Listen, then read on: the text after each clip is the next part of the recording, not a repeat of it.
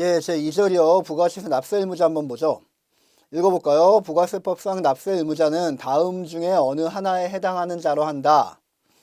개인이나 법인. 뭐 개인 법인은 당연한 건데 그 괄호 안에 있는 말이 중요합니다. 국가나 지방자치단체나 지방자치단체 조합을 포함을 한다. 결국 뭐라고요? 국가도 납세 의무자다. 이거를 반드시 기억을 해 놓으십시오. 국가도 납세 의무자입니다. 비교해 써놨습니다. 법인세법에서는 국가 등을 비과세 법인으로 보지만, 그러니까 법인세는 안 내지만 부가가치세는 반드시 내야 된다. 예를 들어 볼까요? 왜 그러냐 하면 이것도 가격 체계를 왜곡시키지 않기 위해서 존재하는 조문입니다.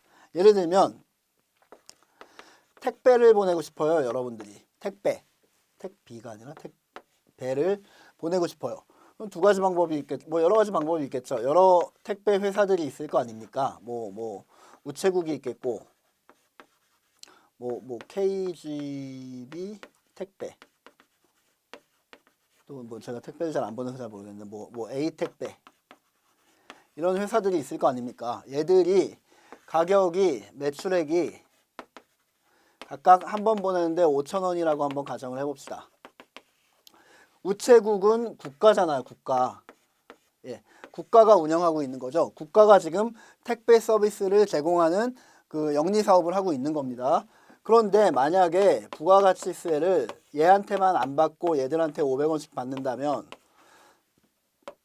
권장 소비자 가격은 어떻게 되죠? 얘만 5,000원이고 얘는 5,500원. 얘도 5,500원일 거 아닙니까? 가격 체계가 왜곡되잖아요. 다시 말하면 얘들 이것만 이용하고 얘들은 전부 다 시장에서 축출돼 버릴 거란 얘기죠. 그러니까 가격 체계를 왜곡시키지 않기 위해서 국가인 우체국에게도 똑같이 부가가치세를 과세를 하게 되는 겁니다. 예, 그 밑에 표로 한번 볼까요? 재화 또는 용역의 공급자는 사업자가 있고 비사업자가 있는데 비사업자는 원칙적으로 납세 의무를 내지 않습니다. 예를 들면 여러분들이나 저와 같은 이런 개인들은 부가가치세를 납부하지 않는다는 얘기예요. 내가 예를 들어서 우리 집에서 보던 중고 TV를 당근마켓에 갖다 팔았다. 우리 집에서 키우던 관상어 물고기를 당근마켓에 갖다 팔았다. 내가 타고 다니던 자동차를 중고차 시장에 팔았다. 이런 것들은 물품 거래기는 하지만 나는 비사업자이기 때문에 뭐가 된다? 부가가치세가 과세되지 않는다라는 얘기예요. 부가가치세는 다시 말하면 사업자에게만 과세하는 겁니다. 그런데 사업자도 크게 두 가지로 나눌 수 있겠죠. 과세사업자와 면세사업자. 부가가치세법상 사업자가 있고 그리고 면세사업자가 있는 겁니다. 사업자의 종류에는요. 면세사업자 같은 경우는 부가가치세법에서 사업자로 보지 않기 때문에 얘들은 그냥 자기의 테두리 밖에 있는 애들이라고 봅니다. 그러니까 면세사업을 영위하는 사람은 부가가치세법에 있는 각종 그 규정들을 지키지 않아도 되겠죠. 얘들은 부가가치세법하고 아무 관련이 없는 녀석들이니까요.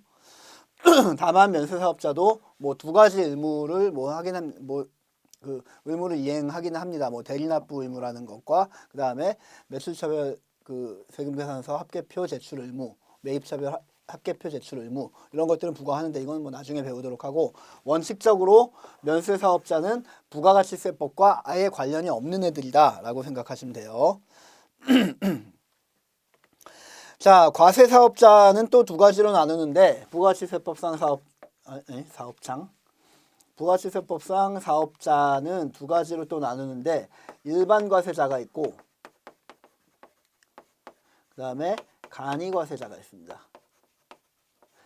연 매출액이 4,800만 원에 미달하는 특정 업종을 영위하는 개인들을 말을 하는 거거든요. 간이과세자는. 이건 맨 마지막 시간에 배울 겁니다. 아마. 어쨌든 이렇게 되고 간이과세자는 일반 과세자보다 조금 더 연 매출액이 4,800만 원 미만인 자가 필요 조건 중에 하나니까 어떤 거라는 걸 알 수 있죠. 조금 비교적 영세한 사람들한테는 부가가치세를 깎아주기 위해서 간이과세자로 규정을 한 다음에 부가가치세를 좀 덜 받습니다. 그러기 위해서 규정을 해놓은 거예요. 일반 과세자는 우리가 배운 것처럼 원칙적으로 일반 세율 10% 세율을 적용받는 사람이 있고, 수출업자와 같이 0% 세율을 적용받는 영세율 사업자가 있겠죠.